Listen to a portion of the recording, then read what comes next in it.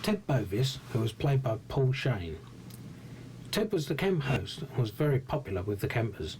He ran every event. The entertainment manager just introduced the events. He was born in November 1916 and grew up in an orphanage. Little is known about his early life except that he was one of the 4 Mississippi minstrels performing at the Palace at Attercliffe and had served in the army during World War II. He joined Maplin's upon demobilisation in 1945 and has returned every season since. He spent the winter months performing at the Ideal Home exhibition and the motor show.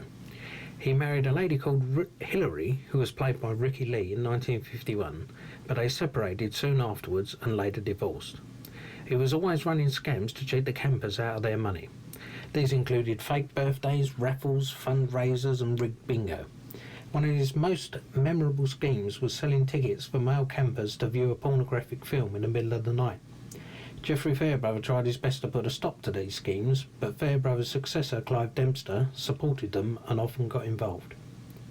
Ted was the longest-serving employee at Maplin's.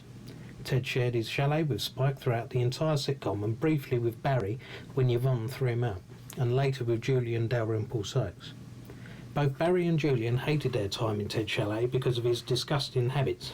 In a later episode, Ted fell in love with Betty Barlow, who was played by Caroline Dennis, who was a young female camper.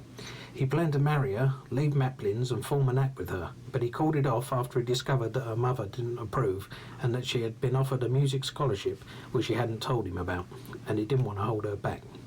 Throughout the series, Ted often said that he hated his job at Maplin's and believed his talents were wasted on the lower classes who holidayed there.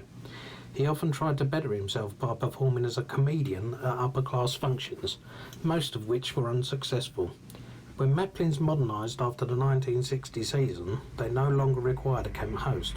What the future held for Ted was less unknown. He revealed that over the winter he had secured a job demonstrating a new potato peeler in supermarkets and was going to play a Chinese policeman in a pantomime over Christmas. Despite his regular claims that he hated his job as camp host, Ted was genuinely upset to leave Maplin's.